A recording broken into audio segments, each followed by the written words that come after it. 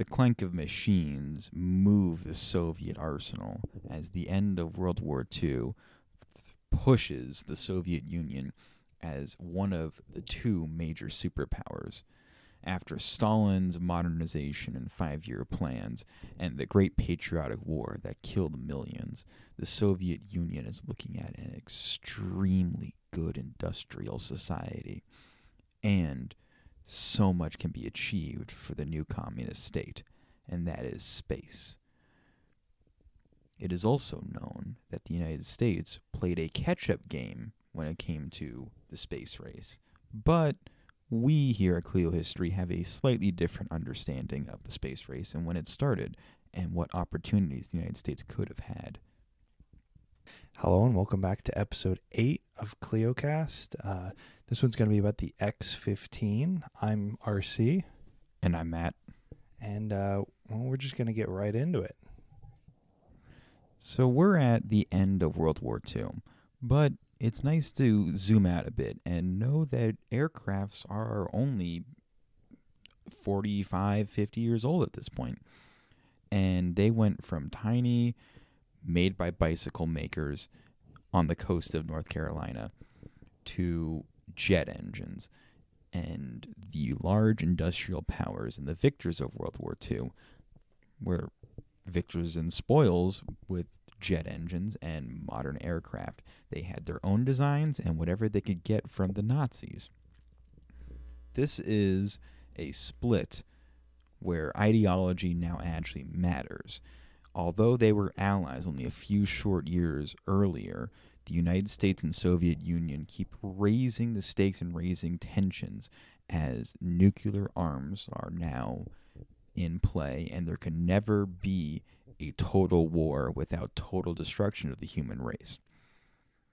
The U.S. in particular, but most of the allies, now have a bulk surplus of well-trained pilots with lots of flying hours and lots of experience, along with a newly developed military-industrial complex, because the United States and the Soviet Union ramped up industrial production in order to win World War II. Now, the U.S. did have a large industrial might before, but the Soviet Union has new 5-year plan factories. Now, these need workers and need something to do. The United States turned to cars, but the Soviet Union and its need for zero unemployment and to maintain the communist regime and make sure everyone does have jobs, you need to have some sort of goal to go to. And a good propaganda hit is developing a good state-ran space plan. And this would work hand in hand between their ICBM program for intercontinental ballistic missiles and going to space, because they're one and the same, because the Soviet Union is treating this as a one and the same system. But that wasn't the case for the United States. It seemed to be a very ad hoc situation in which we can go ahead and do a little deep dive right now. The end of World War II saw the United States as the only undestroyed country in the major powers group. See, all of Europe had been devastated. The Soviet Union was devastated. And while they controlled most of Eastern Europe, they still had a large period of rebuilding.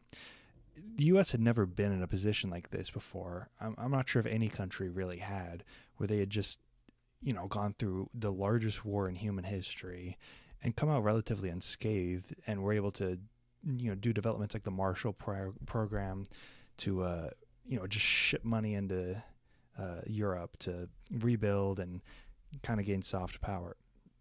So the United States, with this giant economic and world power, suddenly had a lot of money to throw in the programs, such as their plane development, because jet engines were a thing. They had been invented in the United States and were implemented into the P-80 Shooting Star in 1944. The UK had also invented them, and so had the Germans. But the United States was the only country with enough money to really kind of throw money at the problem to kind of see where they could go. There was this hypothetical line, the speed of sound, which people knew, okay, this is the speed of sound, but they didn't know whether it was breakable, whether you could go faster than it. Some people thought that it would kill you. You wouldn't be able to get air in your lungs. You'd be going so fast. But the U.S. saw these new jet engines and saw the problem and were like, hey, maybe we could try to break this sound barrier. Now, other countries did at the same time try to solve the problem as well, but the United States are the ones who succeeded first, and that's who we're focusing on right here.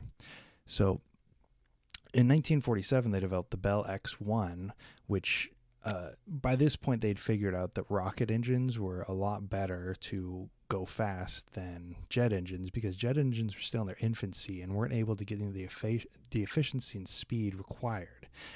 So the Bell X-1 broke the sound barrier and led to multiple other projects like the Bell X-2 and X-3, both of which were kind of disasters. Like, they weren't complete failures, but the X-2 did kill 2 pilots and never really achieved any of its major goals in the construction, such as achieving Mach 2 or really anything. So they just kind of scrapped those in favor of a much more ambitious plan, the X-15.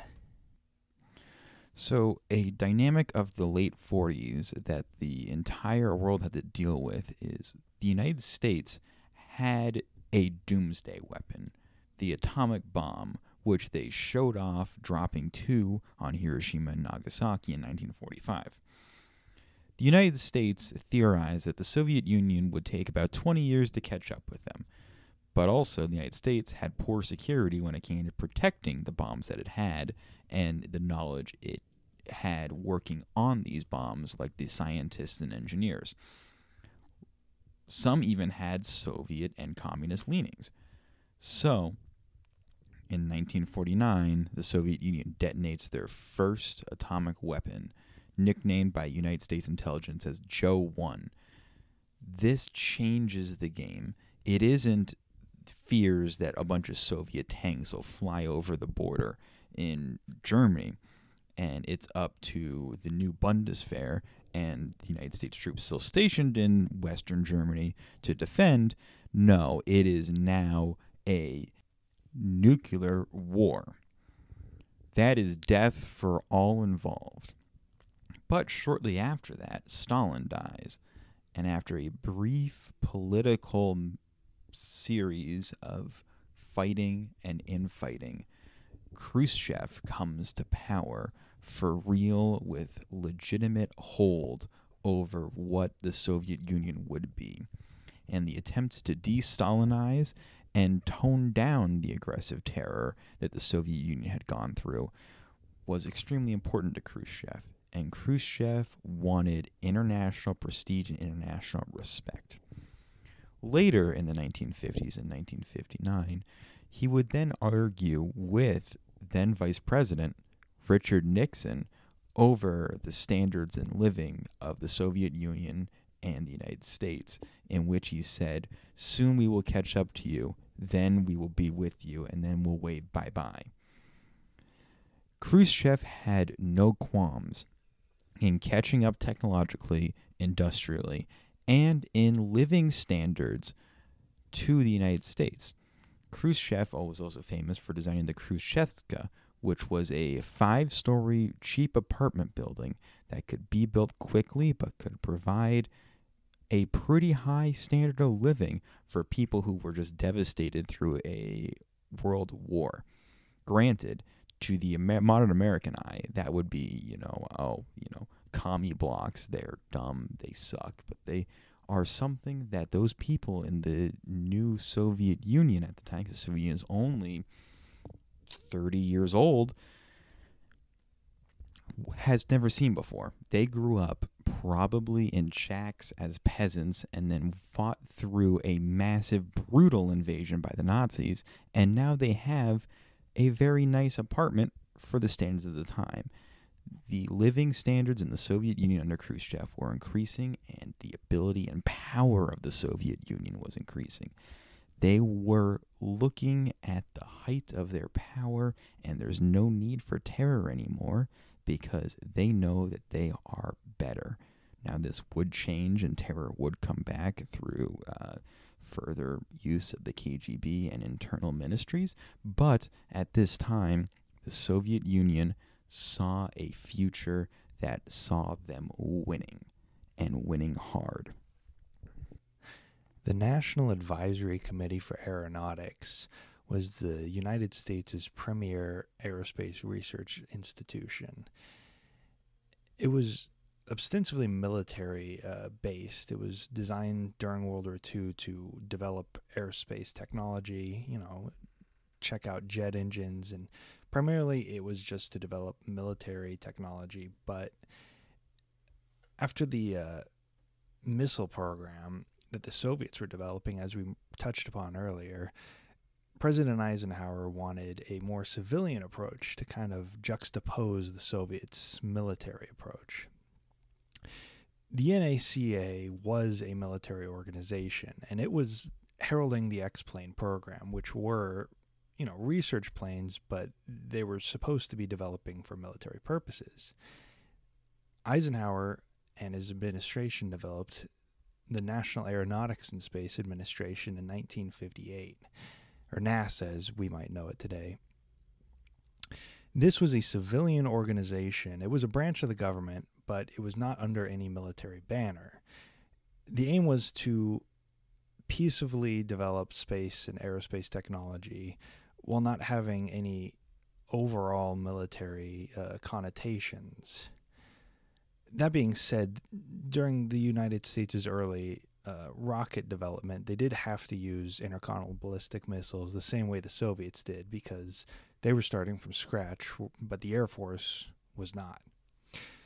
So the X-plane program switched from the NACA to NASA, and NASA didn't necessarily like the X-plane program because it was expensive and they didn't start it. They wanted a prestige program that they could claim full ownership of, that didn't have any prior administration that was in charge of it. Nevertheless, they couldn't cancel the program, so the X-planes and the X-15 kept developing as usual, except for, maybe some slight delays. Maybe they didn't quite mention it as much as they mentioned their other programs, like one Wernher von Braun's pet project, the Mercury program, which was designed to use these ICBMs I mentioned earlier to launch astronauts into space on capsules. Think of it like a small chair with a metal wall that's airtight, because that's pretty much all it was at this point in time. You barely had room for the astronaut in there. Von Braun was a, reformed, not really, Nazi, who was in charge of NASA at this time. He had been taking an Operation Paperclip, and he was obsessed with rockets. He thought they were the coolest thing, especially the ones he built that he launched into Britain to kill civilians. Either way, he was our guy now. He's our German. And he was going to be damned if he let any planes take the spotlight. One thing I haven't mentioned yet that might have influenced the development of NASA in 1958 was in 1957 when the Soviet Union successfully launched Sputnik, the first satellite. Now, the United States had been trying for a couple of years to launch a satellite. Vanguard 1 was the one they successfully launched a couple months after Sputnik, but most of their attempts had been met in utter failure.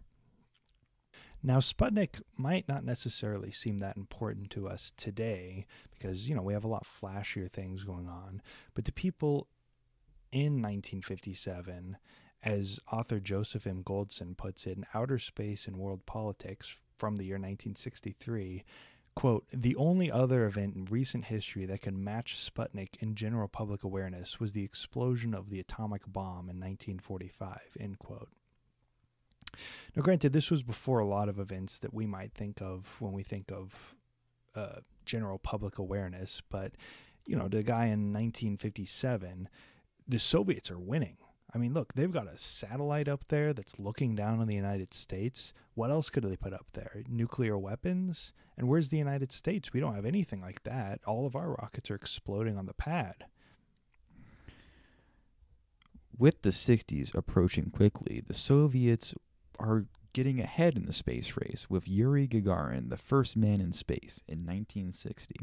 And other than the Nedelin catastrophe, or Nedelin disaster, which is an explosion that happened in 1960 right after Yuri Gagarin, the Soviets have a pretty high success rate when it comes to launching rockets into space with capsules that land on the ground and are producing the first cosmonauts. The panic that happened with Sputnik just increases drastically when it comes to Yuri Gagarin going to space. And although Yuri Gagarin did a lot of work to attempt to bridge the gap between Soviet and American relations, and had a pretty strong relationship when it came to other astronauts when the United States started getting them into space, such as Alan Shepard, the United States was behind, and they were behind drastically in the normal conventional understanding of space. The average American was seeing rockets, and they wanted rockets. And there is a man in NASA, who was also a Nazi war criminal, by the way, who also loved the idea of rockets.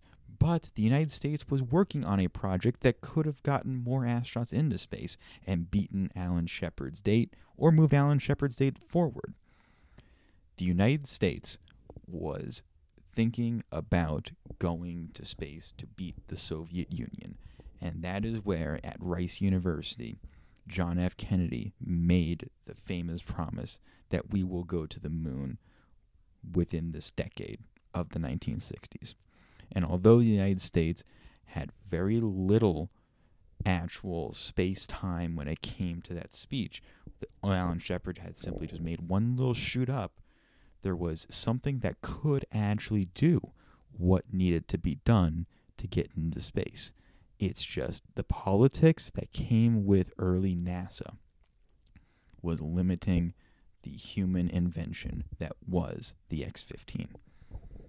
So the X-15 had started development in 1955, which was 3 years before Sputnik, and it didn't actually fly until 58, where it started doing unpowered test flights with pilot Scott Crossfield flying them.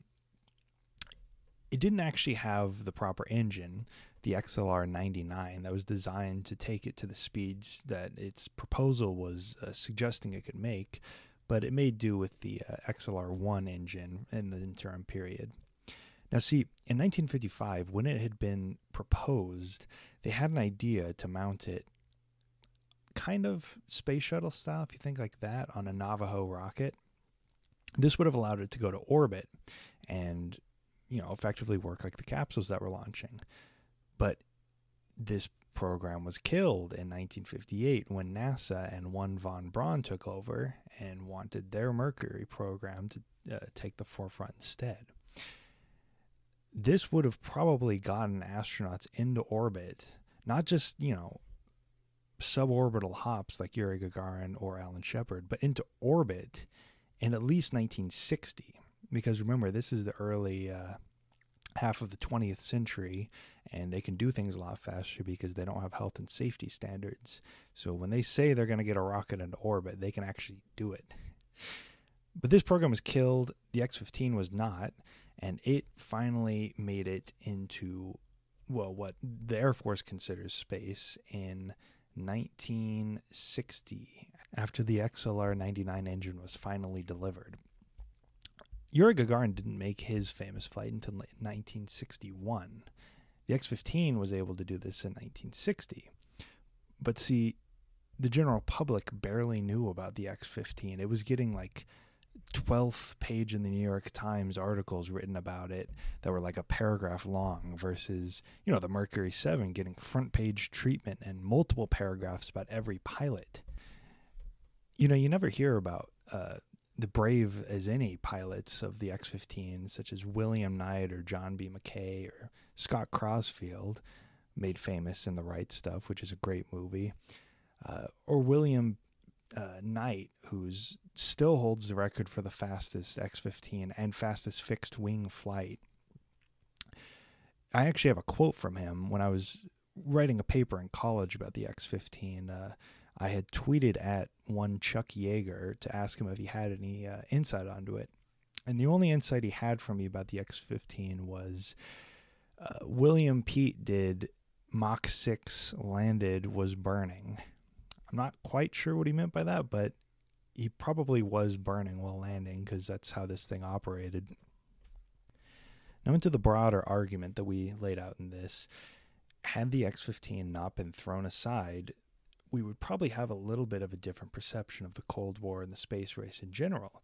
Because, see, the Soviets didn't really have an equivalent program. The United States broke the sound barrier first, and then the Soviet Union was just kind of focusing on rockets because, the sound barrier had already been broken. There's no real other point.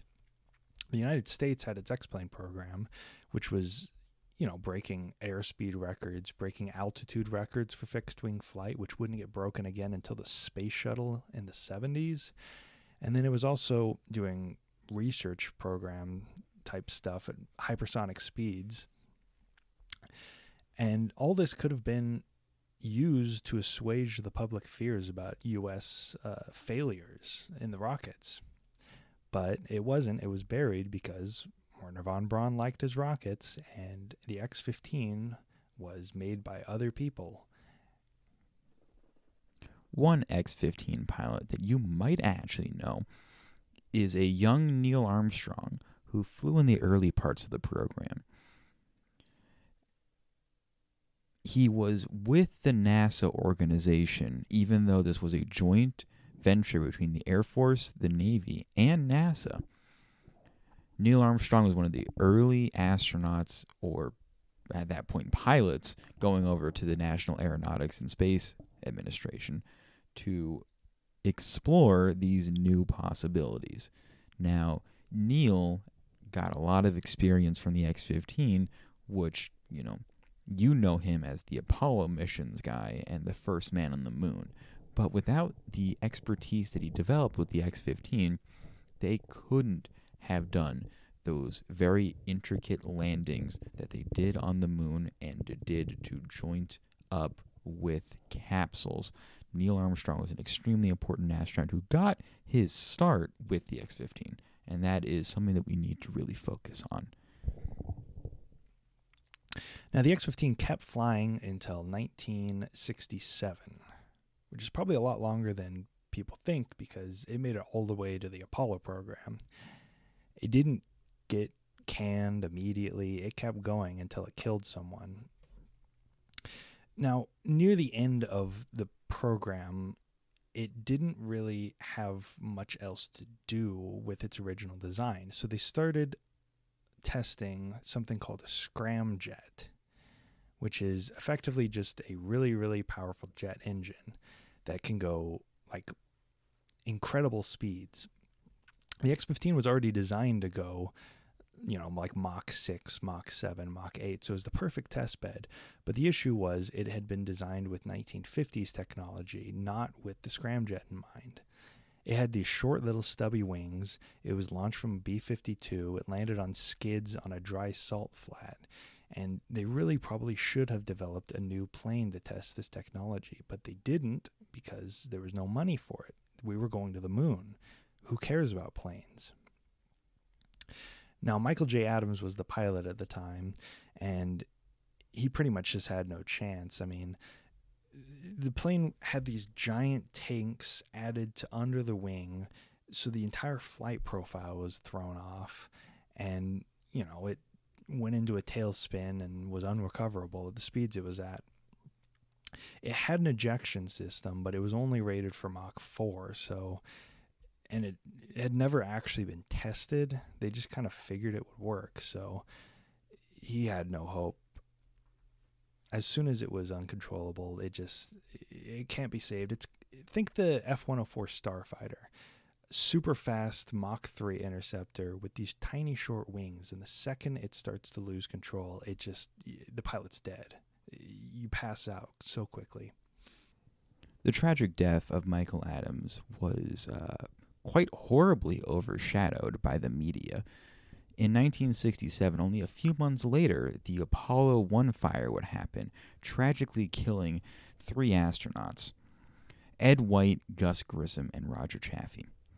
This is a tragedy for any space fan, but also it completely overshadowed a large-scale space project that killed Michael Adams.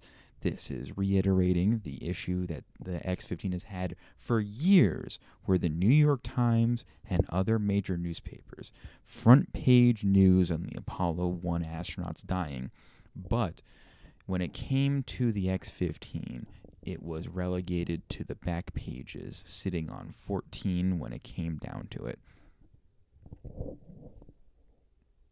Now that's the just general overview of the history of the X-15, but let's get more into specifics about how the thing operated, because I think that's interesting. So it was made of a substance called Inconel X, which was developed to be heat resistant and really durable, but it was also heavy as hell and incredibly difficult to work with because it was heat resistant and very durable. And in the 50s, those were properties that were hard to come by because materialist science had not really been that developed. So they were created out of almost an entirely solid structure of Inconel X, and they only ended up building 3 of them because of the Mercury program. All the funding was diverted for the most part from the production of these planes. So it had short little stubby wings, as I mentioned earlier, which were really effective at high speed, but as you can imagine, not quite as effective at low speed, which meant that when it was coming in for a landing, which, as I mentioned earlier, it had to do on a salt plain in California, it would have to come in for landing at incredibly fast speeds, which meant that any mistake could be fatal. In fact, there was only ever one actual issue with the landing, and the pilot survived. So it had a really good track record for these landings, which it could not do on wheels due to this high speed. It had to land on skids. It was not the most pleasant experience, if you can imagine. So it had these short stubby wings, but they obviously wouldn't work in space. So it had reaction control thrusters, or little jets that would push out propellant while in space to allow it to maneuver. See, the capsules that had been launching were, just capsules that held a single guy, whereas the X-15 around this same period was a plane. It could maneuver, the pilot could maneuver it to do experiments, and then he could land on the runway where it would be refurbished, but because of its Inconel X design, it wouldn't have to really have that much work done, and it could be out on the pad months later, whereas the capsules were single use. Overall, the 3 X-15s constructed flew 191 times, performing various, experiments at high speed and high altitude, with a return time that couldn't quite be matched with orbital flight. And granted, it couldn't go as high as orbit. In fact, Alan Shepard's first launch went higher than any X-15 ever went. But even though they went higher, that didn't mean that the X-15 couldn't do things that they couldn't do, because it went controllably higher. They could point it in a different direction, they could rotate it, and they could land it, as I mentioned.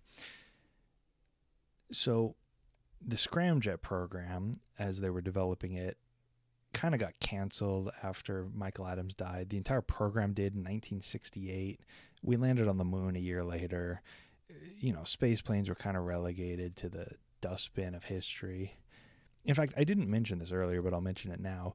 There was a successor planned in the 50s, the X-20 Dinosaur, which was supposed to be a single-stage to orbit space plane that would effectively do what they were trying to do with the Scramjet program, but it would actually be designed for it.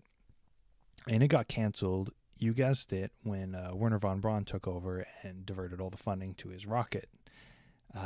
So it never did get a successor until the 70s, when they started to come up with the idea for the Space Shuttle. See, the Space Shuttle took a lot more from the X-15 than it did from the Apollo program, because the X-15 was doing effectively what the shuttle would do. It went up into orbit, and it had wings, and it would land on a runway.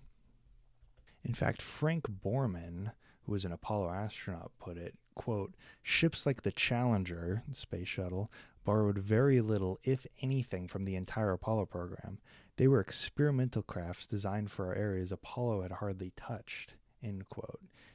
And that's from Alan J. Levine's The Missile and the Space Race, which is a very good book written in 1994. Even though the X-15 had been killed, the concepts and research it had pioneered were not. Honestly, it is a shame that the American space program with NASA and all the people in charge didn't really have the foresight to see the X-15 as it really was, a potential to do something completely different from the Soviets and to get people into space. It was possible. As was said earlier, you could have strapped the X-15 to a Navajo rocket. It had potential and it was ready to go.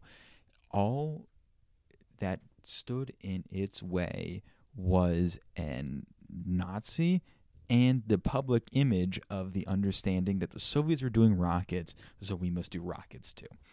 And when you see a rocket that seems very space age, everyone understands the concept of a plane. And a plane going higher was something that was going on all the time. It was the jet age. The age of airliners were in as well. And really, when you think about those high distances up in space, you start losing track on the thousands of feet difference. So what's the difference between a new Boeing aircraft that is flying you across the country for Pan Am than it is the difference between this weird X-15 that you read about on page 14 of the New York Times? There really isn't in the mind of an average American. But to people who understand and look at the actual details, the X-15 is way above that small Boeing aircraft flying in the sky, taking people from LA to New York. The X-15 had the potential, and it is frankly a shame that they did not go with it. NASA had an opportunity, and it was fumbled. Granted, they did get to the moon, but what could have happened if we had a proto-space shuttle in the 1950s when, the space shuttle came out in the 1970s? We could have been 20 years further ahead in our current space technology if this was focused on. But this is getting to the realm of make-believe and, what-ifs. And we aren't really focusing on what-if history. We're just trying to intrigue you and show you what could have been, and also know that history has rhymes. It isn't really repeated, but there are rhymes when it comes to the future and the past.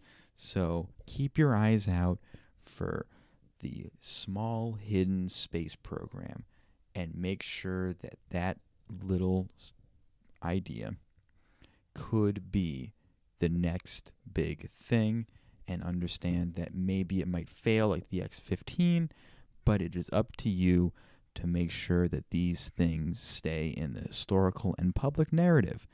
And that is our task for you from Clio History. I'm Matt. And I'm RC. Subscribe to us on wherever you get your podcasts. Follow us on Twitter. We have to self-promote. I hate it. Thank you so much. I hope you have a wonderful day.